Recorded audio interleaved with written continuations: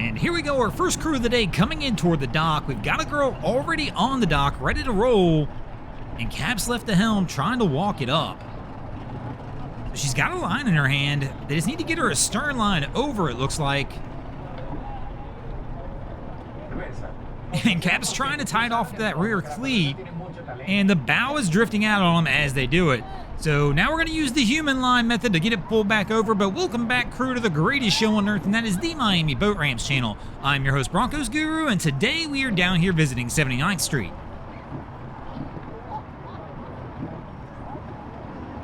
So they eventually had gotten it pulled over, had two lines on the dock, only to realize they were in the jet ski only lane, and security came over and said, bro, you gots to move it. And so here we go now, trying to move it over, but this is a tough spot because the other boat on the other lane's kind of far back. I'm not sure they're really going to be able to get on that lane, but Cat really just didn't want to start it back up and try for another dock, so he's just going to try and walk it over and get it as set up as he can. So our guy in the jet ski's kind of been spinning circles around here at the ramp. It's a little odd. So he lines up behind the other skis. Gotta watch out. He's spitting water out the back. He's gonna wind up getting this crew wet if he doesn't wind up hitting their skis. Super close to that even. And maybe a little combination of both. I don't know if he doesn't know what he's doing. Maybe it's his first time on the ski and he's trying to figure it out. But we're definitely in a no-wake zone, and it looks like we're not gonna live up to that one.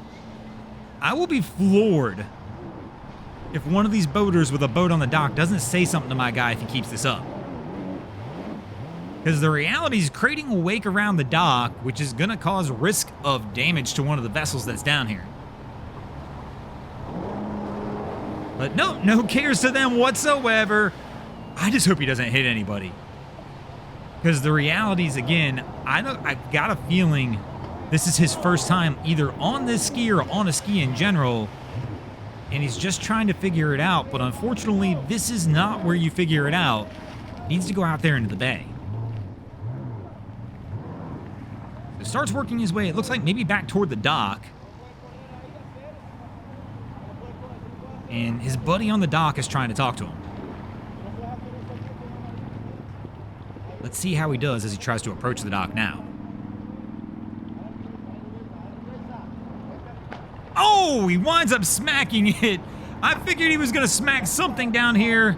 I'm glad it's the dock and not another boat, but he cracked that thing back pretty solid. And man, again, I'm not sure what his deal was, if he didn't know what he was doing or he's new to the ski or what. So this one's interesting. The pontoon with the mat on top's trying to load onto the trailer, but he's backing up for some reason. Versus going forward.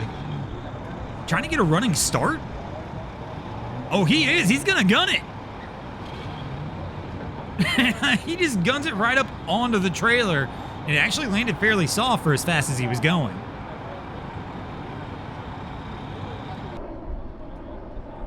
So our guy here, they've been working at this for about 10 or 15 minutes now. Of course, blocking a ramp down here. Guys, if you figure out something's wrong with your boat, I don't recommend trying to fix it on the dock, especially at a busy boat ramp like down here at 79th. But our crew, they're going at it. Fortunately, it's not crazy busy down here yet, so there's a couple free docks, which makes it just a hair more acceptable. But as you can see, he's spinning the wheel, and they are definitely having a steering issue. And it's kind of going a little both ways, because what I've seen so far, like right now, the engines are moving. They've gone through spots where he's like steering the wheel, and it's like right there. Now it's not doing anything. So I'm not sure. I mean, maybe let me know in the comments. I'm not the best boat mechanic out there. I'm the first one to admit that. So, but if it's working a little bit and then not working, that doesn't seem like that would be like a steering cable issue. I'm assuming it's a hydraulics issue, maybe? These motors don't look new enough to have electronic steering, and I don't think that would be the issue at all, because electronic steering, from my experience, it's either working or it's not working, and I've experienced that one both ways, and been blessed enough that the couple times I found electronic steering not to be working, all I had to do was reset everything. If I just powered everything down on the boat, tried to make sure the engines were lined up when I did it, when I started it back up, it typically worked. But here, this is definitely something different than that.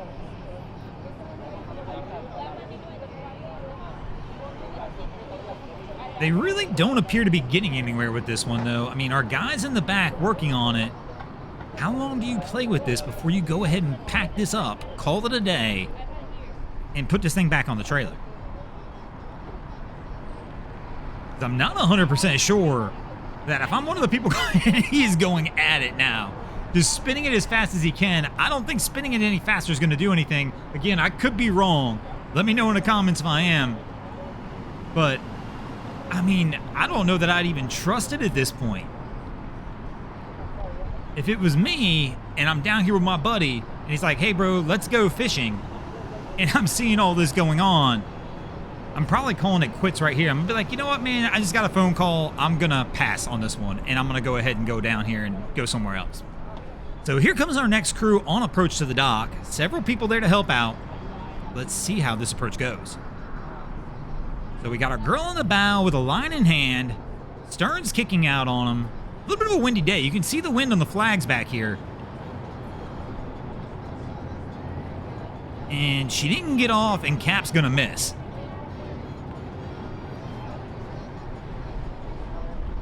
So he's going to have to line this one back up one more time.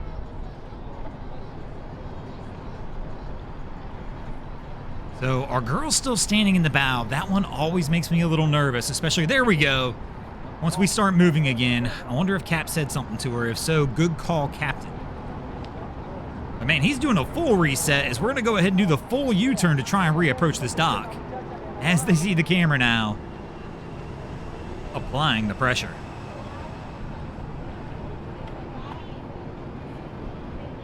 We're not really hidden over here. People wave to us all the time, but it just happens to be where we're sitting many times. They're so focused looking on the docks, which is the opposite way as us, that they don't see the camera. So they just go about their business. It's typically when something like that happens, when they get turned around, they see the camera, and then again, the pressure gets mounted, because now they know they've got to perform.